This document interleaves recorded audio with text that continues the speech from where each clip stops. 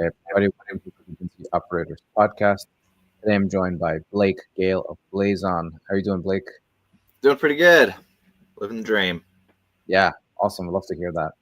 Um, so agencies, right? That's what we're going to talk about today. Not all of them are the same. Um, not every agency is created different. There's a lot of you can call it noise, and there's a lot of what do they call it? Churn and burn, like kind of VAs overseas. There's lots of like these schools where they create people who become so-called experts, and hmm unfortunately, they populate the space with, they maybe bring on a couple of their friends and call it an agency, and that's what you and I kind of are pooled together with. But obviously, there's a lot that stands between us and them, and I think that's just experience more than anything else. But I'm very excited to talk to you about that today.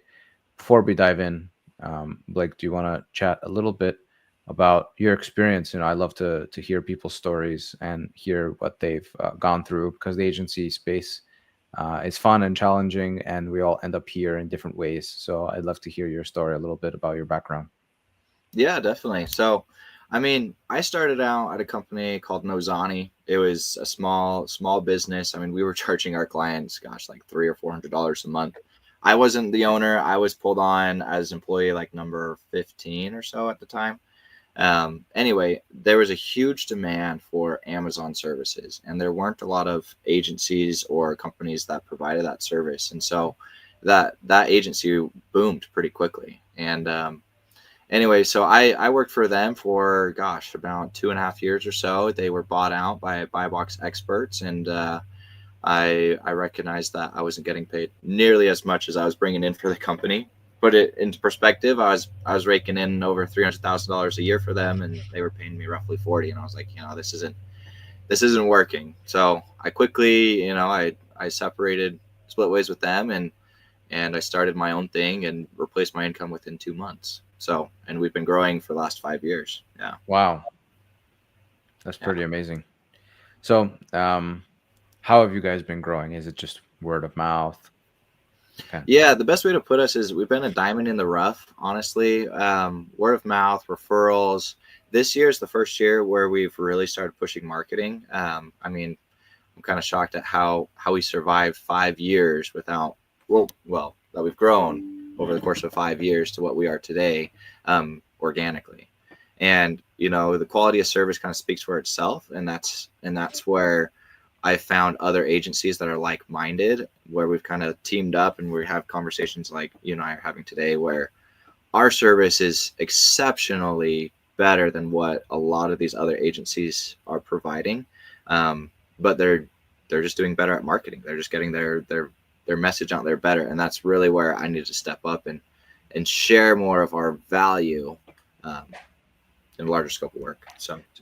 So what is that value? And I know you have a presentation that you put together. So if you want to present that now, just to kind of explain that value, or if you want to just kind of whichever way you want to do it. Yeah, I'll share that. I'll share that in a little bit. I'll just talk a little bit more about it, because basically the value comes down to everything that you can do as an Amazon seller. Most agencies do not focus on every piece of Amazon. They only focus on two things: advertising and listing optimization. Those are the two main things that they focus on. Everything else is foreign to them. We have clients that have come to us and they've worked with 4 or 5 different agencies, and like, it's about dang time we found an agency that actually knows what we're talking about, that is in the weeds with Amazon, and they can provide a service that is valuable enough for us to pay for. Yeah. So that's something that I have noticed as well. There's so many parts of Amazon where it's like reading between the lines, right? There's so much profitability in things like what kind of container are you shipping into Amazon? Like how big is the actual product packaging, volumetric weight, and everything like that? What volumes are you sending in? Are you understocking or overstocking that's killing the momentum, or you're just overstocking and getting bloated with all these storage fees? So once you start diving into the numbers and you look at compliance and you look at what the competition is doing, then you actually start seeing that there's a whole other side of this operation, which is not related to just the listing, just the advertising. right? Compliance stuff. Like I can't tell you. It's so funny because you say, "Oh, what's included in the service is case management," and people think to themselves like, "Yeah, why do I need case management?" Right? And it's like well, the team spends crazy amounts of time dealing with case support and seller, all these different issues that come up with the listings and with the account and with the compliance and with the IPI score or whatever. So yeah, I think the Amazon game has just changed in a lot of ways, and slowly sellers are becoming aware of that fact for sure. Yeah, yeah. Any seller that's trying to manage it themselves, they quickly realize, holy cow, there is so much to this. But it's hard to present that information to a new to Amazon seller because like, yeah, let's just work together, get everything set up, and then we'll split ways. And it's like, okay, yeah, we definitely can do that. However, if you don't maintain it and you don't manage it and you don't do the casework, you're all that work you did to get your listing exactly how you wanted it to, and your sales started taking off, it's all going to disappear. No. So you need constant eyes on it. And then the big question too for these sellers is, do I hire somebody in house or do I work with an agency? Like, do I just manage it myself? How difficult can it be? And ultimately, what a lot of sellers have found is they found a solid agency to work with versus hiring somebody in house. Even if they're doing $10-20 million a year plus, they're still working with agencies because agencies can see consistencies across multiple selling accounts so that they know, oh, hey, there's this weird thing that's going on. Is it site-wide? Is it a technical glitch? Is it just per my account? I don't know what it is. So an agency has a lot more visibility than a single person working on an account. So highly recommend an agency over an in-house employee is what we've heard from sellers and what I recommend too. Yeah, I agree. And also just from like a cost standpoint, like if you're hiring one person, they're not going to be able to do all of the things excellent level, right? Like they're not going to be a 10 out of 10 at the copywriting, the graphic design, the video design, the ad management, the operations, knowing everything about Amazon, staying up to date about all the things, right? I agree with you. Like having somebody that it's essentially you're renting out like a fractionalized Amazon team, and they have that exposure across multiple different categories, and they are being exposed to different problems that are maybe not in your account right now but could be in your account. And so if you're having an employee or two employees, you're probably paying huge salaries and you're limiting them in what exposure you're giving them because all they see is your account. So what if there's a new problem? They have no idea.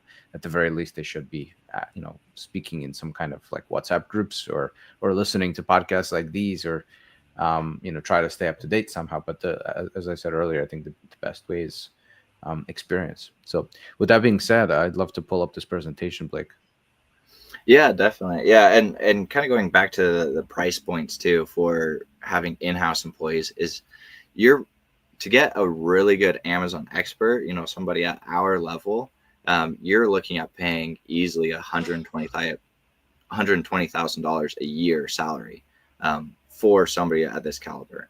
If you're not paying somebody that much, then expect subpar quality service because they just don't know exactly what they're doing. And so you really have to take a look at, okay, is my Amazon business worth this much? Is it, profitable enough to pay somebody this much? And for some brands, yes, it definitely is. But working at this other agency before I started Blazon, we had huge turnover in account management. And honestly, I could count on one hand the number of account managers that I would recommend to service my Amazon business. There's just not a lot of people that are able to be as tenacious that they need to be in order to generate the results and the sales or generate the service that sellers are needing.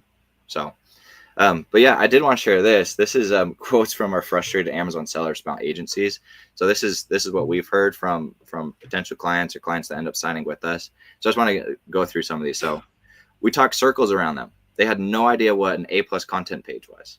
This is a brand that we worked with, and they were extremely frustrated with other agencies. They had, 3 different agencies, and they're like, we're just going to manage it ourselves. And then they found us, and they kept getting frustrated because they were constantly talking about things on Amazon that their Amazon agency had no idea what it was.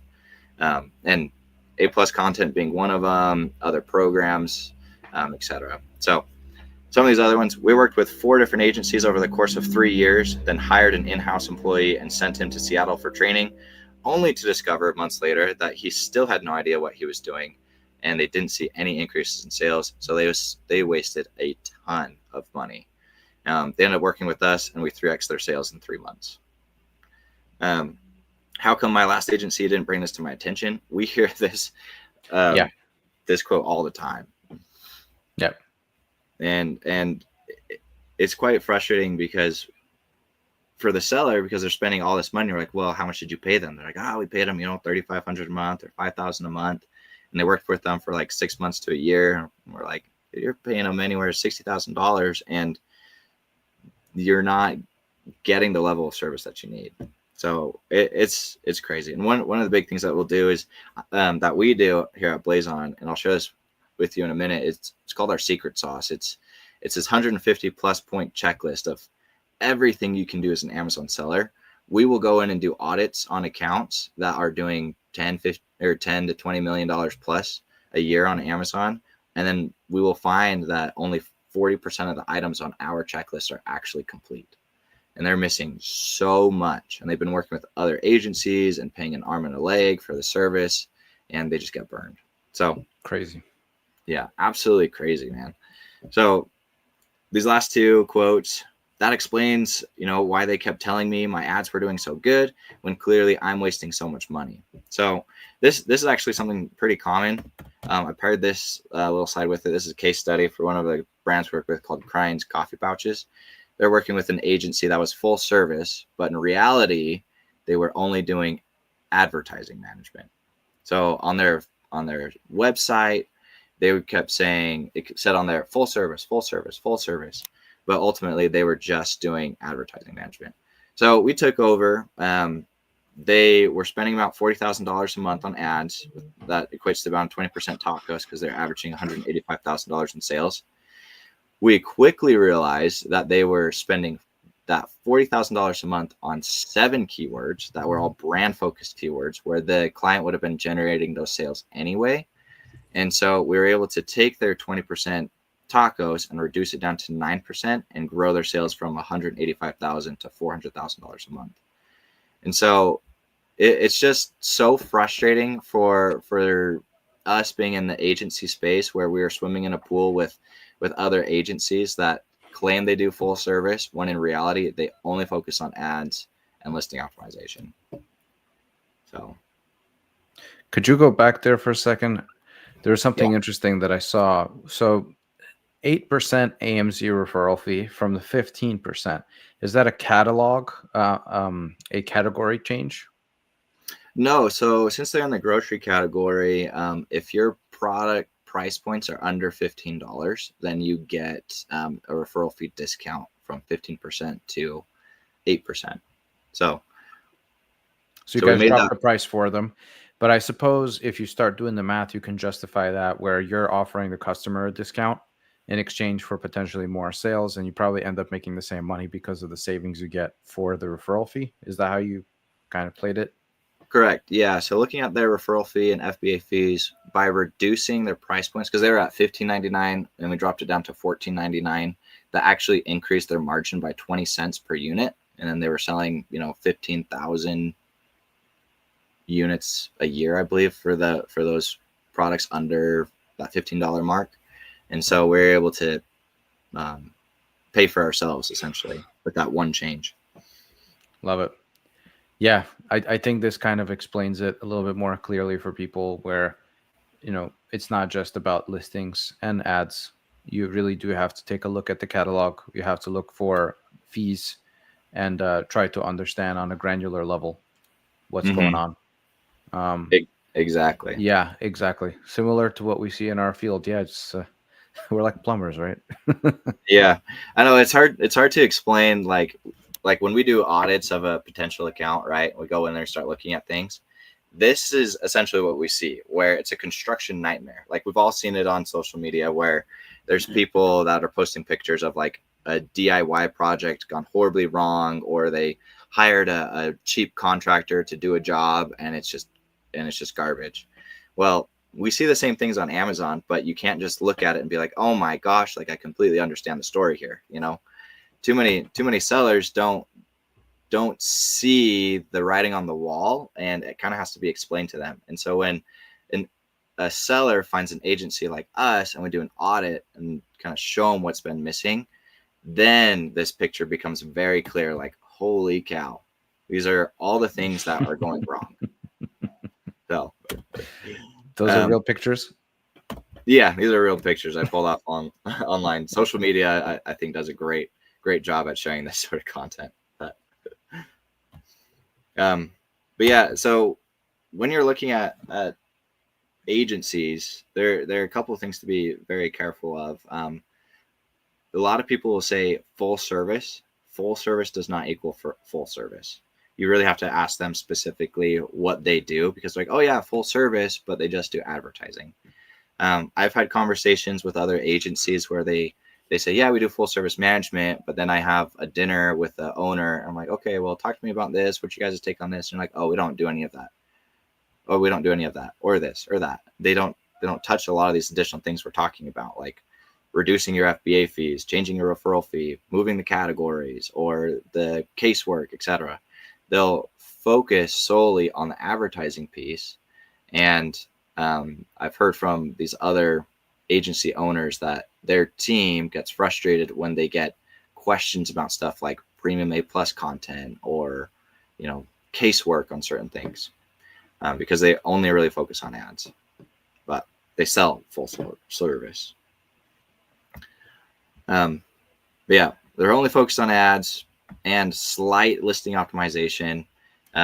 We work with a company. We're currently working with a company that worked with 4 different agencies, and then they were looking for another agency because they just fired their in-house person because that wasn't working out. They spoke to 12 different agencies, and they ended up going with us because we could provide clear information. The problem is sellers don't recognize this. Amazon sellers don't recognize this, and then they end up getting burned. They have to go through the process of getting burned multiple times by these bad acting agencies in order to know what to look for. So I want to provide some information on things, provide some information today on things to look for when looking at agencies. So, but yeah, here are the top 10 things. So first, what's included in your service? What are you looking for? You got to make sure, is it just PPC? Is it just listing optimization, brand registry support? Like, what exactly is being covered? Do you offer performance-based pricing or flat fees? How do you report results and how often? What experience do you have in my specific product category? Can I see case studies or client references? This is actually a really good one. I would highly recommend anybody that's looking at an agency to ask if they can talk to any of their current clients or past clients, just to get a better idea of their services. Mm-hmm. So, I think I lost my other slide, disappeared. Anyway, well, there's top 5 things. Really cool. Okay, so with that being said, I mean, how does pricing work, and where can people find you? Yeah, definitely. So pricing, we have one-time projects. Then we have advanced management, which includes, the reason why I would say advanced is because there's brands that need advanced advertising support versus the basic advertising support. And so this is our pricing structure here. It honestly varies on the number of SKUs you have. We don't base it on the size of your business. If you're doing like 10 million plus, we don't price you more just because you sell more on Amazon. But we do it based on the number of SKUs, the stats of your account, the category you're in, and the restrictions you have, etc.